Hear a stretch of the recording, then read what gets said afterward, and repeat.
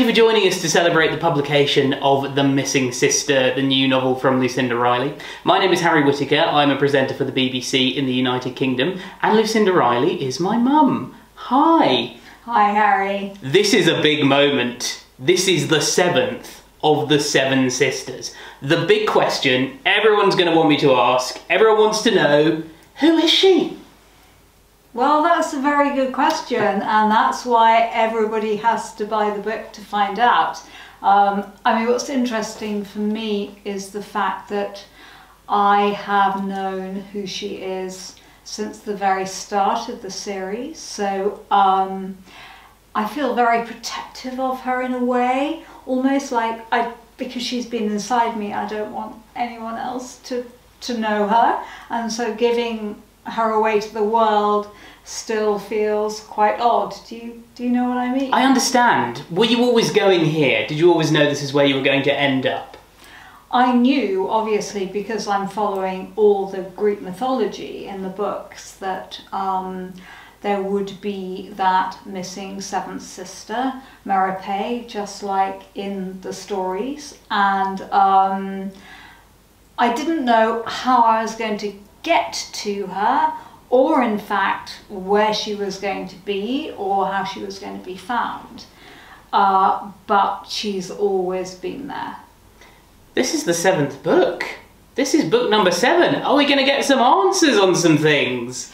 Well, again, you'll have to read it and find out, but yes, I really hope that some of the questions that all the readers have will be answered. Yeah. Now, I hope that I'm not revealing too much here by saying... Be careful, Harry! That the book is set at various times in New Zealand, it's set in Canada, and of course set in Ireland as well. We know research is so important for you. A big part of your job during the writing of the Seven Sisters series has been to visit whatever country you might be writing about. I imagine the pandemic has made things a little tricky. It certainly could have done, but somebody up there was smiling on me because last November, and I'm not giving anything away because it's in the blurb on the back of the book, I actually went to New Zealand to do my research there, and I'm so glad I did, because obviously if I'd left it until January, February, I certainly wouldn't have been going there. So I went to New Zealand, did all the research I needed to do. I also went somewhere else, but I'm not going to tell you about that.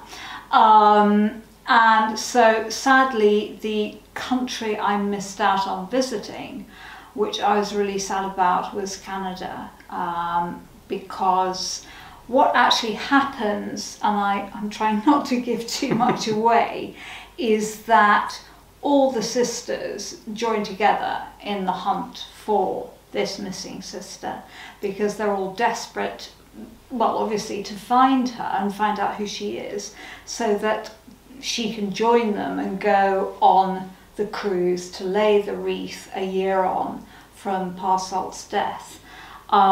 So anyway, I didn't get to Canada, but the other place that they look for her is London.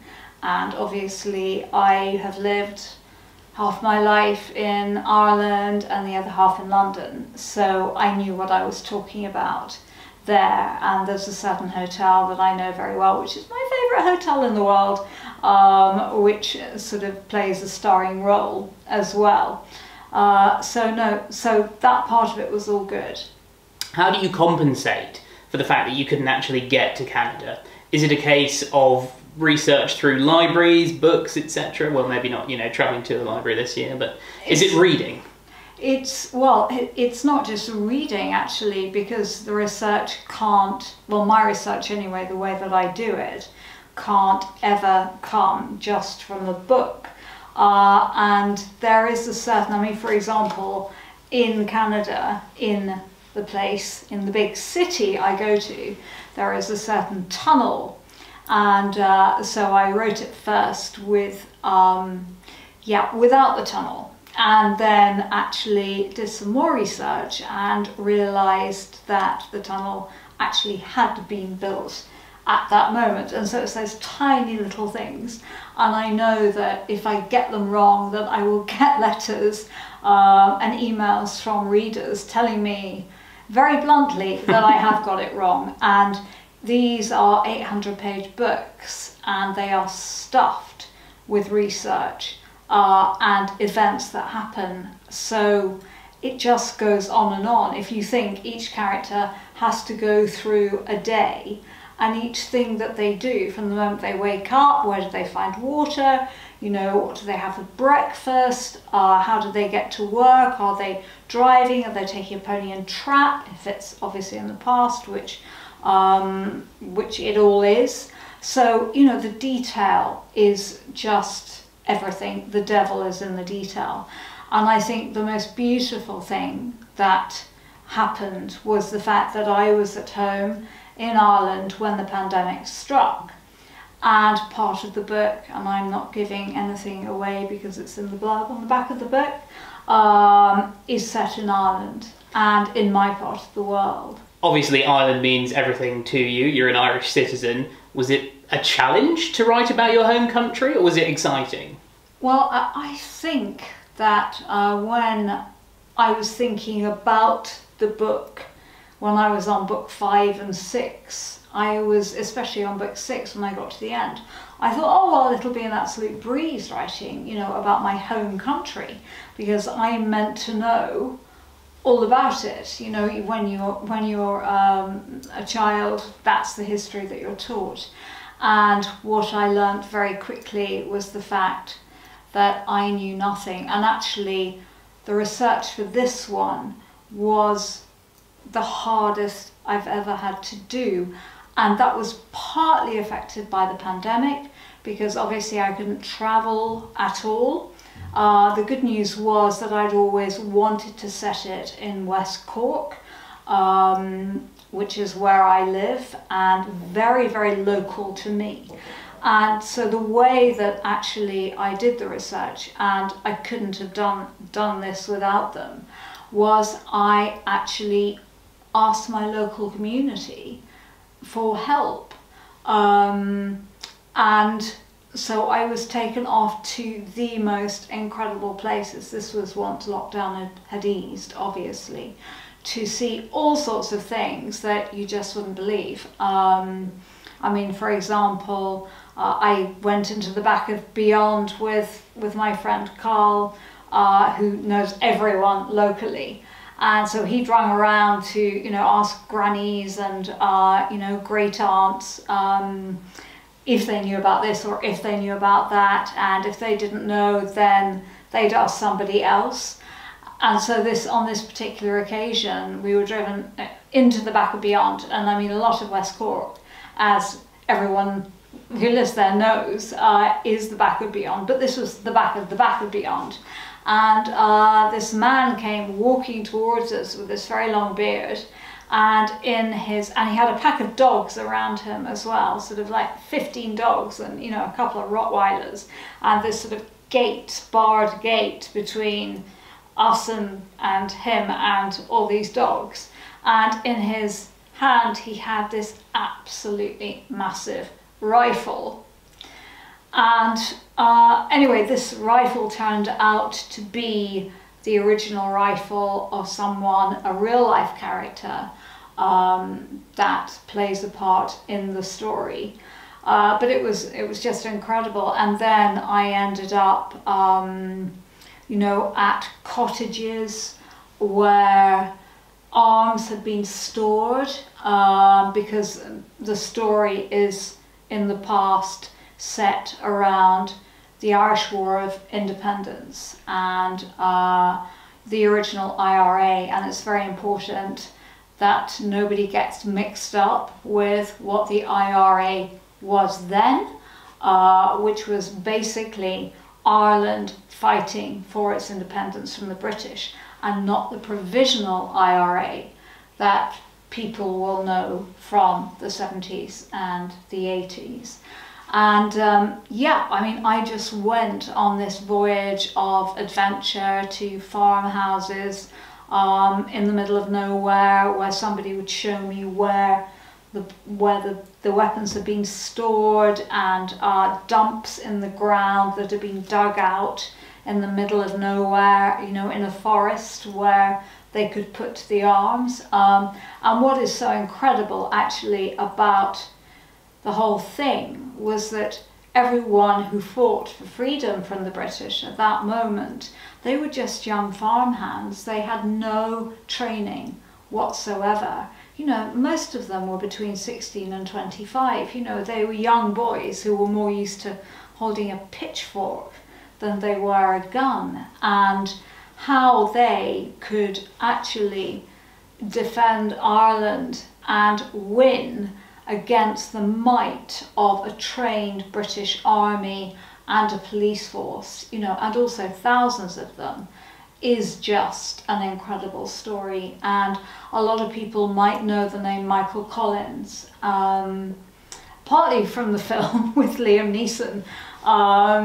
And I just want to say that, you know, Michael Collins in real life was actually only 32 when he died, so he was a very young man.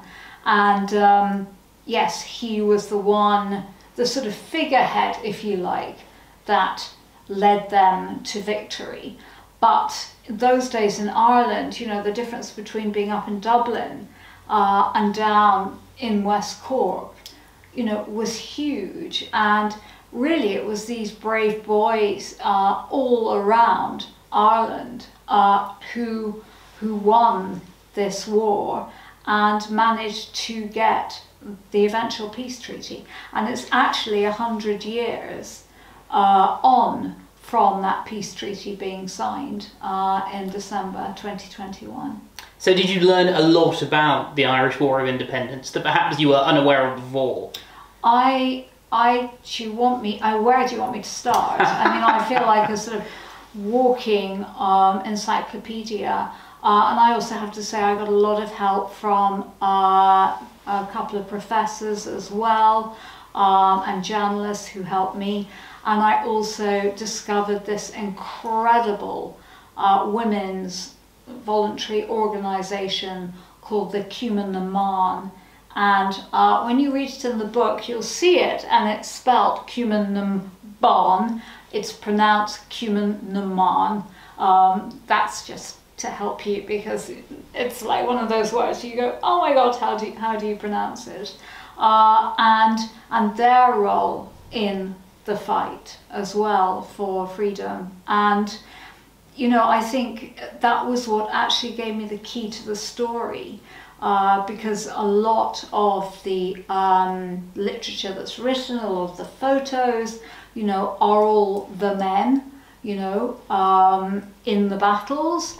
And the women who were actually running the farms, you know, out in the rural areas, were the ones who were also at the same time, you know, wearing big cloaks with big hoods, you know, with rifles stuck in the pockets of the cloaks, and taking them from wherever they were hidden to where they needed to be if an attack was going to be launched. And they were just so brave, and at the same time they were running their farmhouses, you know, doing the cooking, feeding the pigs, you know, the cows. And yeah, I mean, I think in a way this book is very much a tribute to them, you know, and everyone is an unsung heroine. So you mentioned writing about the unsung female heroes. It's a bit of a theme with the Seven Sisters, isn't it? A, you've brought together a community of women that absolutely love your stories, and B, they all feature very strong female characters. That's important to you, isn't it?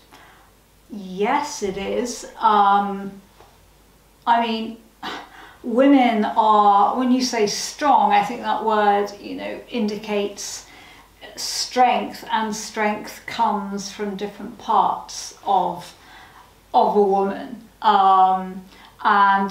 know, the definition of feminism is equality, and I always like to think that we are neither below or above men, but equal to them. And what I wanted to do, I think, in the stories, or in fact what I did intuitively and instinctively, was to look at the women I was writing about and their different strengths. And for example, Star, in her story, she is not particularly career oriented. She, at the beginning of the story, she doesn't really know where she is and what she wants to do. And she also feels, you know, a little bit under pressure from her other sisters, especially Ali, who is her next sister up, who is this sort of, you know, amazing human being who has won boat races and, you know, can play the flute brilliantly. And actually, what Star does and what Star loves doing is being a homemaker. She loves cooking, she loves nesting, she likes making her home beautiful, and she loves looking after her boyfriend's son. And so it's celebrating women in, if you like, all their glory. And strength doesn't necessarily have to mean that you're going to conquer the world and become, you know, the president of some incredible company. And yes, I think actually the rise of feminism and the fact that we are able now to have so much more freedom has actually empowered women to be who they want to be. And I think that's the really, really important thing. You mentioned this earlier, so we can talk about it, but they're all in it. Significantly, aren't they? That must have been so amazing to write. This huge journey you've been on for the last decade. All these wonderful characters, all the sisters coming together. Can you talk a little bit more about that? Yes, well, as I said earlier, the race is on to find the missing sister. And so all the sisters do join together to try to find her. And yes, it was absolutely fantastic for me to write because everyone is in there at some point. You know, they sort of form a human chain to try and do their bit to try and track down Merope. And it's interesting as well because the last time that they were all together, if you like, even if it's only virtually, was at the beginning in the first book of the Seven Sisters, where they all have come back and they haven't seen each other for a while, and how much each of them has actually changed in the time since I wrote that first book, and they've all been on their own journeys, and how the dynamics of their relationships between each other have changed as well. And yes, it was just absolutely fantastic because it's like visiting old friends. And did you find that you slipped into writing them quite easily? Yes. Oh, completely. I think they're sort of, I know this sounds really weird and sad, but for the last 8 years, those 7 sisters have actually been my imaginary friends because I've lived with them in my mind for so long that they almost have become real. Yeah, and if it sounds crazy, it sounds crazy. Harry, yeah, you've got a crazy mother, help. But you know, I know them so well, and it's as if they are real people.